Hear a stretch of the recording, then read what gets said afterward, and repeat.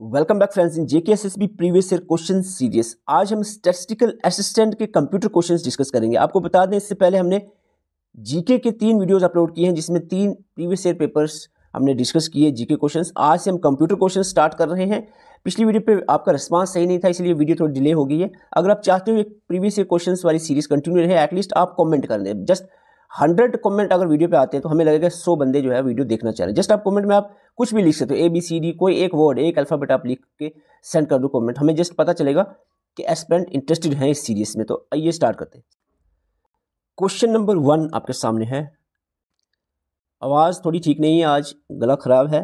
Which of the following is an example of open source technology? इनमें से कौन सी application open source technology की एक एग्जांपल है, यानी ओपन सोर्स है? MS ऑफिस, माइक्रोसॉफ्ट जो भी है वो माइक्रोसॉफ्ट के प्रोप्रिएटी है, यानी ओपन सोर्स नहीं है, फ्री ऑफ कॉस्ट नहीं है। लिबर ऑफिस के बारे में आपका क्या कहना है, जल्दी से बताएं। Free office, WPS office. तो यहाँ पर राइट आंसर रहेगा लिबर ऑफिस। अगर आपको समझ नहीं आया तो मैं आपको थोड़ा सा 2 मिनट आपका मैं लूँगा। ओपन सोर्स टेक्नोलॉजी पे पिछले ही साल एक क्वेश्चन यहाँ से, ये जो इंट्रोडक्शन यहाँ से क्वेश्चन पूछा गया था। Father of open source technology किसको माना जाता है? रिचर्ड स्टैलमैन को। पायनियर यानी जो सबसे पहले ये कंसेप्ट ओपन सोर्स का किसने लाया? लिनस टॉरवेल्ड ने। 2 पॉइंट याद रखना है। इसके बाद आपको पता होना चाहिए ओपन सोर्स सॉफ्टवेयर क्या होते हैं। वो सॉफ्टवेयर जिनका सोर्स कोड फ्रीली अवेलेबल हो, उसको मॉडिफाई भी किया जा सके, डिस्ट्रीब्यूट भी किया जा सके अमंग अदर्स, उसको ओपन सोर्स सॉफ्टवेयर कहेंगे। और इसके अपोजिट में आता है क्लोज सोर्स सॉफ्टवेयर, जिसको प्रोप्राइटरी सॉफ्टवेयर भी कहते हैं। वो ऐसे सॉफ्टवेयर होते हैं which hold the source code safe and encrypted, जिनका सोर्स कोड सेफ और इंक्रिप्टेड होता है, कोई भी उसको मॉडिफाई या डिलीट उसका कोई भी पार्ट नहीं कर सकता। और क्वेश्चन पूछा गया था फ्री सॉफ्टवेयर फाउंडेशन के रिलेटेड।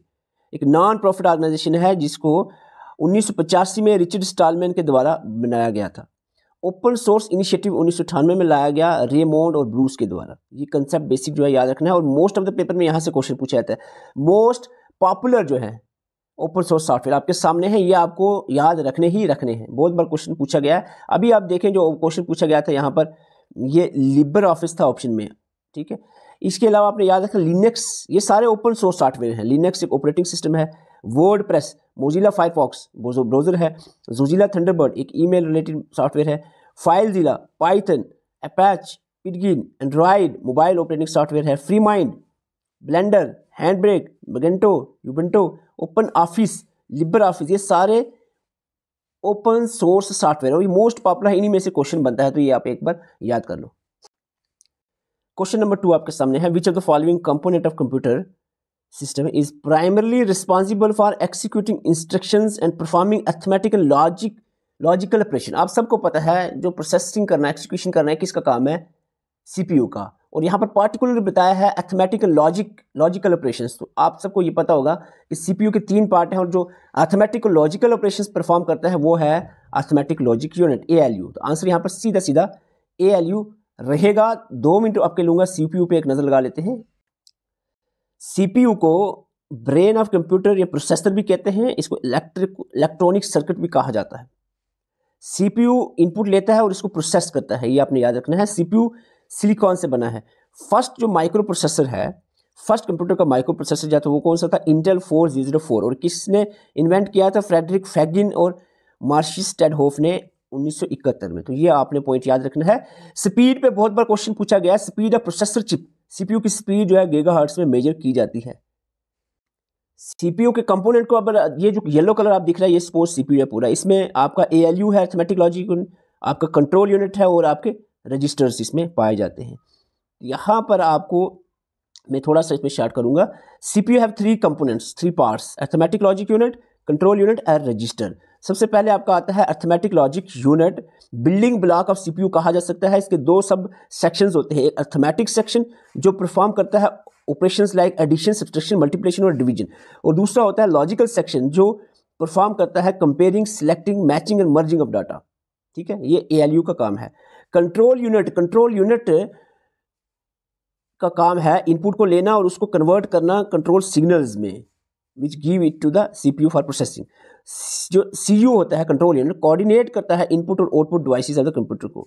ठीक है, CU का काम होता है जो इनपुट आउटपुट डिवाइसेस है ना वो उससे कोऑर्डिनेट। यहाँ पर आपको थोड़ा सा नहीं समझ आया तो यहाँ पर देखो, ये कंट्रोल यूनिट, इसका इनपुट और आउटपुट डिवाइसेस सीधा किससे पहले उसका कंटेक्ट किससे होता है, इनपुट कहाँ आती है, कंट्रोल यूनिट में, फिर आगे जाके परफॉर्म होता है वो अरिथमेटिक लॉजिक ऑपरेशन परफॉर्म होते हैं।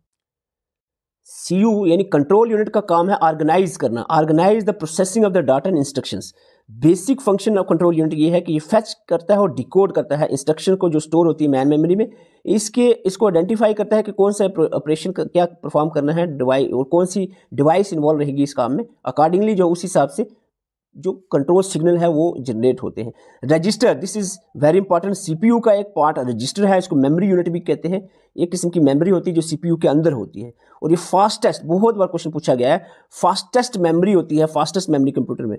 These register are the top in the memory hierarchy, जो मेमोरी की हायरार्की आप मेमोरी यूनिट में पढ़ोगे टॉप पे रजिस्टर आएगा, टॉप पे सबसे फास्टेस्ट जो है मेमोरी है फास्टेस्ट वो है register. These are the quickly use to quickly accept and store the and transfer the data instructions, जो इमीडिएटली CPU यूज़ करने वाला होता है वो इंस्ट्रक्शंस को ये quickly accept store and transfer करती है। इसके अलावा डिफरेंट टाइप्स ऑफ रजिस्टर्स हैं, यहाँ से भी क्वेश्चन बन सकते हैं, ये आपको नोट्स और वीडियोज में डिटेल से दिया हुआ है। क्वेश्चन नंबर 3, इसकी एक्सप्लेनेशन कोई जरूरत नहीं है, बिल्कुल सिंपल सा है। पेरिफेरल कौन सी डिवाइस नहीं है, पेरिफेरल होता है ये कंप्यूटर आपका सिस्टम है, इससे जो वायर से अटैच होती है सिस्टम है चीज़ जो डिवाइसेस है उसको पेरिफेरल डिवाइस कहते हैं।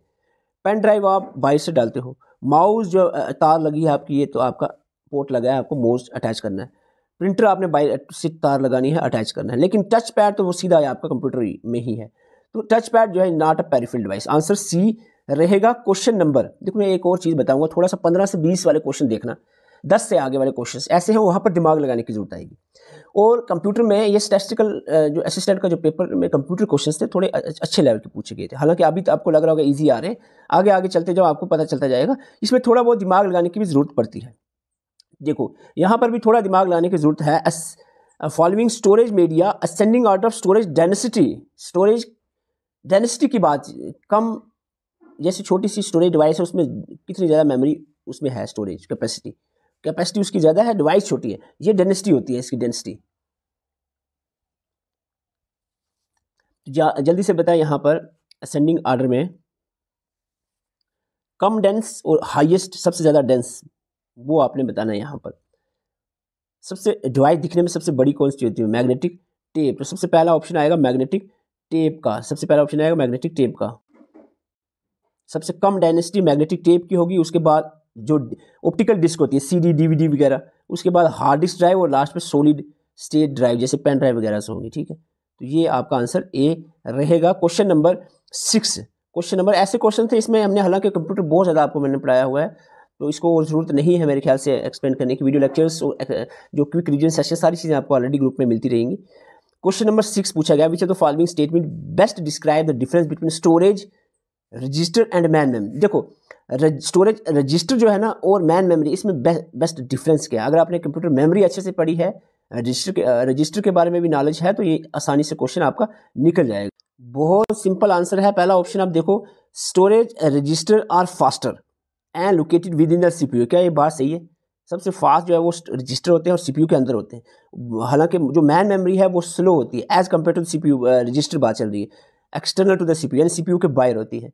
ये ऑप्शन तो सीधा सीधा सही लग रहा है, आंसर यही रहना चाहिए। फिर भी देखें अगर तो आगे storage register used permanent storage गलत है, storage registers are larger in capacity, बिल्कुल स्मॉलेस्ट होता है कैपेसिटी इसकी। Storage register are use for storing memory, use executing program, main memory का एक्सिक्यूशन में कोई काम नहीं है, CPU का होता है। सीधा सीधा आंसर आपका A रहेगा। क्वेश्चन नंबर, थोड़ा सा दिमाग लगाना है, मैं आपको बता दूँ, अच्छे से आपने कंप्यूटर पढ़ा है ना तो क्वेश्चन डायरेक्ट कभी कभी नहीं पूछा जाता है, आपको थोड़ा सा घुमाकर, जैसे ये क्वेश्चन है देखो समझो, हमने आपको नेटवर्क डिवाइसेस पढ़ाई हुई हैं, अभी आपको मैं बताऊंगा, आपको थोड़ा सा इसमें डिफरेंस याद रखना। विच device is primary responsible for connecting the different networks, connecting different networks, यहाँ पर नेटवर्क्स है, डिफरेंट नेटवर्क, बहुत सारे नेटवर्क्स को जोड़ने का काम रूटर का होता है। यहाँ पर अगर गेटवे होता तो वो 2 डिफरेंट नेटवर्क्स आता, ठीक है। तो आगे आपको थोड़ा सा नहीं समझ आया होगा कुछ स्टूडेंट को, थोड़ा सा मैं नेटवर्क डिवाइसेस पे एक नजर लगाता हूँ, 2 मिनट और लूंगा आपके। यहाँ पर सबसे पहले मॉडेम पे क्वेश्चन पूछा जाता है। मॉडेम एक इनपुट आउटपुट दोनों act as a both input output device है, ये आपने याद रखना है। और इसकी फुल फॉर्म क्या है, modulator demodulator. Modem stand for modulator demodulator, और इसका काम होता है use to connect computer for communication via telephone lines. Connect computer for communication via telephone lines आ जाए तो मॉडेम आपने याद रखना है। It converts analogue signals into digital, और डिजिटल को एनालॉग में, यानी वाइस वर्सा, ठीक है। यहाँ पर डायग्राम में आप देख सकते हो, ये बीच में लगा हुआ है मॉडेम।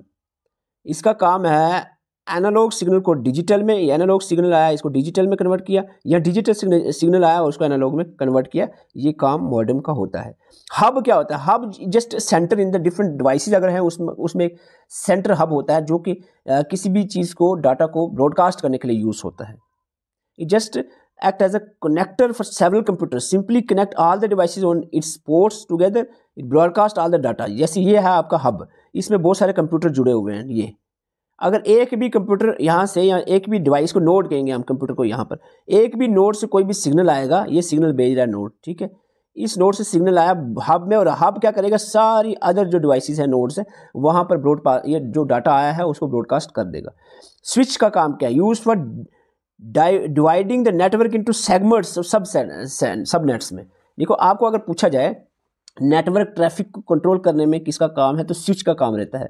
ये नेटवर्क को डिवाइड करता है सेगमेंट्स में, ये आपने याद रखना है। रिपीटर, अगर आपको पूछा जाए जैसे अगर किसी भी सिग्नल की जो स्ट्रेंथ है वो कम हो जाए, उसको बढ़ाने के लिए कौन सी डिवाइस लगाई जाती है? रिपीटर, ठीक है। यूज टू एम्पलीफाई या मल्टीप्लाई करता है ये सिग्नल को that has lost its original strength so as to enable them to travel long distance. एक सिग्नल आ रहा है, ये सिग्नल आ रहा है, ठीक है, ये सिग्नल की जो स्ट्रेंथ कम पड़ रही है, यहाँ पर लग जाएगा रिपीटर, फिर सिग्नल की लेंथ बढ़ जाएगी, तो स्ट्रेंथ बढ़ जाएगी, सॉरी, तो इसका रिपीटर का काम है। सिंपल है। अब यहाँ पर कंफ्यूज होते हैं स्टूडेंट्स, रूटर और गेटवे में दोनों का काम है डिफरेंट नेटवर्क्स को जोड़ना। It is use to connect different networks, या भी क्वेश्चन पूछा गया था, कनेक्टिंग डिफरेंट नेटवर्क्स, सीधा यही वर्ड्स थे, तो यहाँ पर रूटर आंसर था। That have different architectures and protocols, ऐसे नेटवर्क्स जिनके डिफरेंट आर्किटेक्चर और प्रोटोकॉल्स हो उनको कनेक्ट करता है रूटर।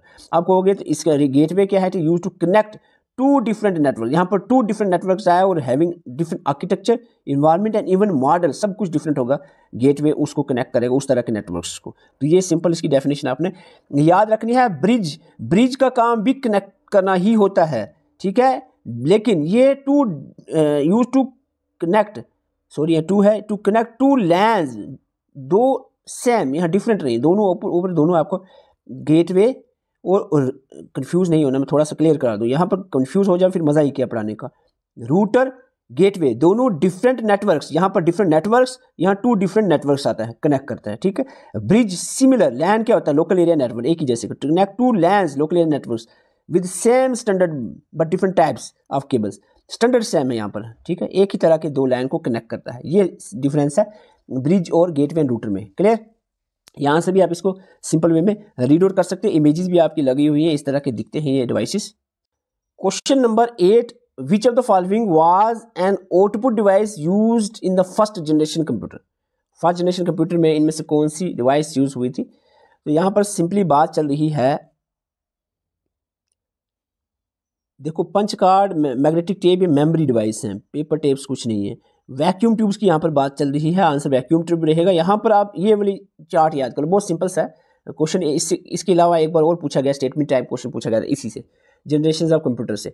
फर्स्ट जनरेशन में जो हार्डवेयर यूज हुआ था वैक्यूम ट्यूब, सेकंड जनरेशन में ट्रांजिस्टर, थर्ड जनरेशन में आईसी, फोर्थ और फिफ्थ में माइक्रो प्रोसेसर, फोर्थ में very large scale micro processor integration, और फिफ्थ में ultra large scale integration micro processor use हुआ था, ठीक है।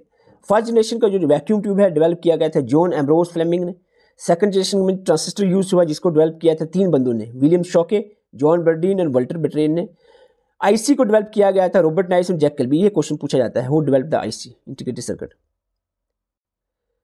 माइक्रो प्रोसेसर का आपको पहले बता चुका हूँ, फ्रेडरिको फ्रैकिन टेड हूफ ने डेवलप किया था।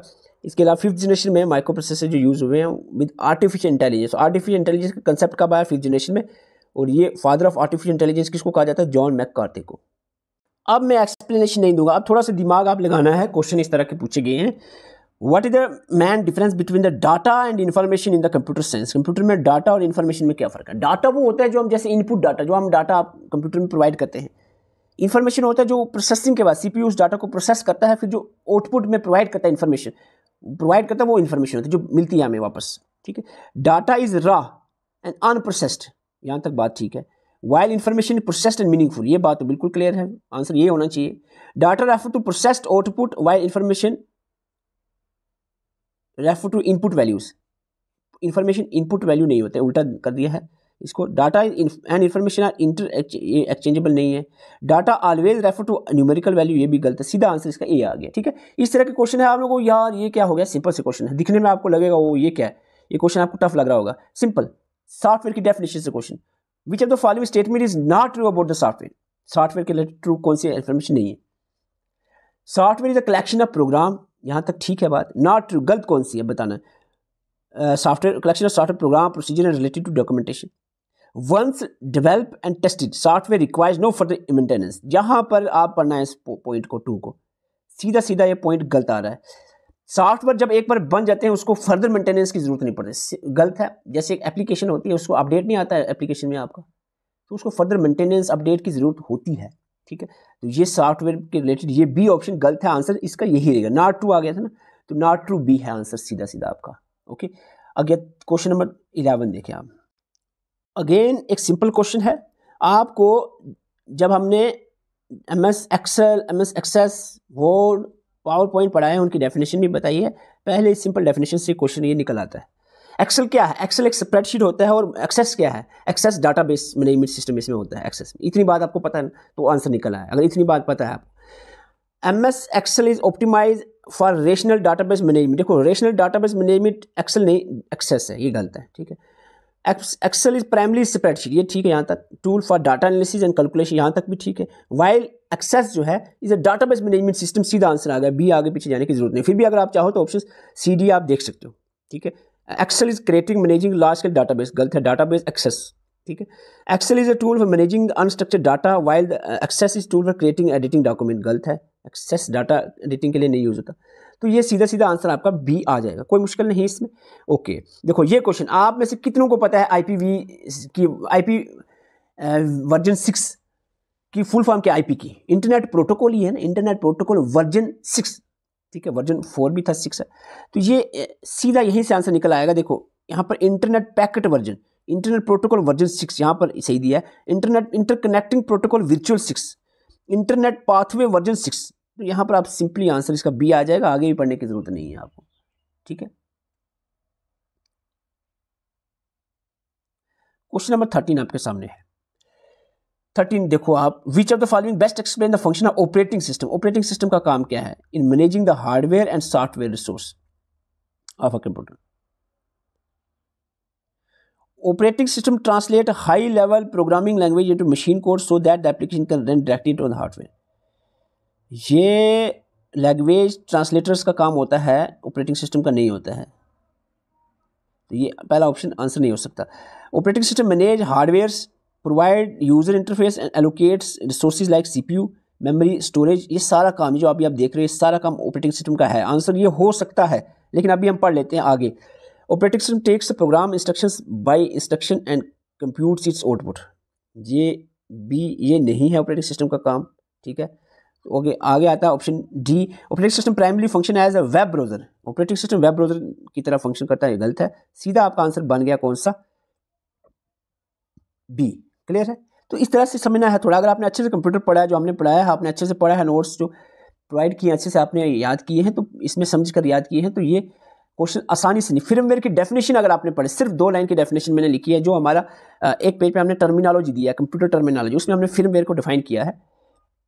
तो फिर्मवेयर जो है वो हार्डवेयर और सॉफ्टवेयर के बीच में ही हम कह रहे हैं, एक तरह के वो कनेक्शन है। Firmware provide the physical structure that use the humanware, firmware provide the physical structure that users यानी ह्यूमनवेयर इंटरेक्ट विद, नहीं ये नहीं आएगा। Humanware develop and operate software system while firmware act as specialised form of software that manage the hardware functions. ये answer जो है definitely रहेगा। मैंने आपको बताया है फिर्मवेयर की डेफिनेशन क्या, act as a specialized form of software, एक इस तरह का सॉफ्टवेयर है जो हार्डवेयर के फंक्शंस को देखता है, हम कहेंगे मैनेज करता है। तो ये आंसर सीधा सीधा रहेगा बी, ठीक है। बाकी तीनों ऑप्शंस में हम देखें तो फिर्मवेयर की डेफिनेशन नहीं बन रही। अभी भी स्टूडेंट्स कंफ्यूज होंगे, मैं सारे अगर नोट्स यहाँ पर बता दूँ फिर फ़ायदा नहीं है, ग्रुप मेंबर्स थोड़े नाराज़ रहते हैं कि आपने यूट्यूब पे डाल दिया सारी चीज़ें, फिर हमें क्या ग्रुप में फ़ायदा। तो बाकी आपने जो टर्मिनोलॉजी में आप डेफिनेशंस देखोगे, जो कुछ टर्म्स हैं वहाँ पर फिर्मवेयर की 2 लाइन में लिखा है क्लियर ये चीज़, जो अभी ऑप्शन में दिखी, ठीक है। अब यहाँ से यहाँ तक बात थी क्वेश्चन 14 जो आपने किए हैं, इसमें आपको 14 के 14 क्वेश्चन आपको आने चाहिए थे अगर आपने अच्छे से पढ़ा है, तो आपका इतने काफ़ी थे। बाकी रही बात आगे की, यहाँ से क्वेश्चन आगे थोड़े से कॉम्प्लिकेट थे, जो हो सकता है आपको ना भी आते, लेकिन अगर आप 14 क्वेश्चन सही कर देते तो आपका इस हिसाब से कंप्यूटर में अच्छा मेरिट रहता। अगर 14 में से भी 4 और गलत कर देते तो फिर मेरे ख्याल से कंप्यूटर आपका बेकार जाता। Arrange the following programme language in ascending order of their execution speed के हिसाब से आपने देखना है। असेंडिंग सबसे कम स्पीड किसकी है, तो सबसे ज़्यादा स्पीड मशीन की होती है, मशीन कोड की। तो यहाँ पर 2 ऑप्शन तो सीधा निकल जाएंगे। आंसर आपका ए और बी। यहाँ पर इतना तो आप समझ सकते हैं, मशीन डायरेक्टली इंटरेक्ट करता है, समझती है मशीन लैंग्वेज को कंप्यूटर सीपीयू। तो एक्सिक्यूशन के लिए सीपीयू मशीन लैंग्वेज को ही समझता है। अगर कोई अदर लैंग्वेज है उसको पहले ट्रांसलेट करेगा कोई भी, चाहे वो इंटरप्रेटर है, कंपाइलर है, असेंबलर है, फिर जाकर वो मशीन में कन्वर्ट होगी, फिर मशीन लैंग्वेज समझेगा। तो सिंपल सी बात है, मशीन जो कोड है सबसे फास्टेस्ट होगा, इसीलिए ये दोनों ऑप्शन बाहर निकल जाते हैं। जावा जो है पाइथन से फास्ट है जहाँ तक हमें नज़र आ रहा है, तो इस हिसाब से आंसर ए रहना चाहिए, पाइथन जावा सी मशीन कोड, ये आंसर रहेगा। थोड़ा सा अगर दिमाग लगाओ हो सकता था ये आंसर क्वेश्चन, और ये क्वेश्चन नहीं होगा। ऐसे क्वेश्चन कुछ आए हैं जो आपको टेंशन लेने की बात नहीं, क्योंकि हमने अभी कहा 14 आपको करेक्ट होने ही होने चाहिए, जो आपके सीधे आप पढ़े हुए में से आया है। बुक्स से भी नहीं, पूरी बुक्स आप पढ़ लो, कंप्यूटर की बुक यहाँ थी किसी की, उसमें से आपको 11-10-11 क्वेश्चन आएंगे। जो हमने आपको नोट्स प्रोवाइड किए हैं उसके साथ में वीडियोज़ और जो क्विक रिवीजन सेशंस है वो आपने पढ़ लिए, उसमें से आपके 14 बन सकते थे, और 1-2 अगर आप और कोशिश करके निकालते तो 15 भी अगर बन जाते एक्सीलेंट माने। इस पेपर की बात करूँ जो अभी इस लेवल का पेपर था, तो इस तरह का क्वेश्चन पूछा गया आपको यहाँ पर। Which algorithm is used by Google Maps to calculate the fastest route based travel time, तो यहाँ पर आंसर रहेगा सी। क्वेश्चन नंबर 17 पूछा गया था, विच of the following best describe the purpose of DKIM domain की आइडेंटिफाइड मेल। तो यहाँ पे देखो, आप स्टूडेंट सोचिए कि ये सर क्यों नहीं एक्सप्लेन किया आपने, इसके बारे में फिर पूछा जाएगा, नहीं। ऐसे 2-3 क्वेश्चन ऐसे पूछे जाते हैं, वो फिर पूछने वाला नहीं है, वो कंसेप्ट नहीं है, वो आउट ऑफ रेंज क्वेश्चन होते हैं। आपको बाकी जितने क्वेश्चन है वो एक्जैक्टली करने हैं, वहाँ से पीछे नहीं हटना है। 14 क्वेश्चन मैंने कहा आपके 14 होने चाहिए, अगर उसमें आपने 12 सही किए, 2 अगर आपके कम हुए तो वो आगे हो जाएंगे बाकी एस्पिरेंट जिन्होंने वो 14 पूरे करने हैं, ठीक है। तो इस तरह के क्वेश्चंस पूछे गए थे, मैं आपको यहाँ पर PDF ग्रुप में डालता रहता हूँ, आप इसको रीड आउट ज़रूर करना। मालवेयर के रिलेटेड था ये क्वेश्चन। इसके अलावा role does the RSA algorithm play in the computer communication. तो इस तरह के 3-4 क्वेश्चन आपको यहाँ पर पूछे गए थे, जो आपको टेंशन लेने की जरूरत नहीं है, आपको जो बाकी कंसेप्ट है वो सारे क्लियर होने चाहिए। आपको बता दें, कल ही हमने एक वीडियो यूट्यूब पे अपलोड की थी फाइनेंस अकाउंट असिस्टेंट के रिलेटेड 600 पोस्ट जो रेफर हुई JKSSB को, उसके रिलेटेड बहुत से एस्पिरेंट की डिमांड थी कि आप जो है 4-5 महीने का उसमें एक टाइम टेबल चलाओ, तो हमने 4.5 महीने का टाइम टेबल चला दिया है, जिसकी क्लासेस 10 से स्टार्ट होने वाली है। अगर आप ज्वाइन करना चाह रहे हैं फाइनेंस अकाउंट असिस्टेंट के लिए, इसके अलावा जूनियस्ट का हमारा चल रहा है बैच, लेबॉर्ट्री नर्सिंग का भी हमारा चल रहा है, फॉरेस्ट रिलेटेड भी एग्जाम सुनने में आ रहा है कि दिसंबर में हो रहे हैं। Laboratory assistant, attendant, nursing aid, forest, ये 4-5 एग्जाम जो है ये दिसंबर स्टार्टिंग में आपको देखने को मिल सकते हैं, मिड ऑफ दिसंबर में, ठीक है।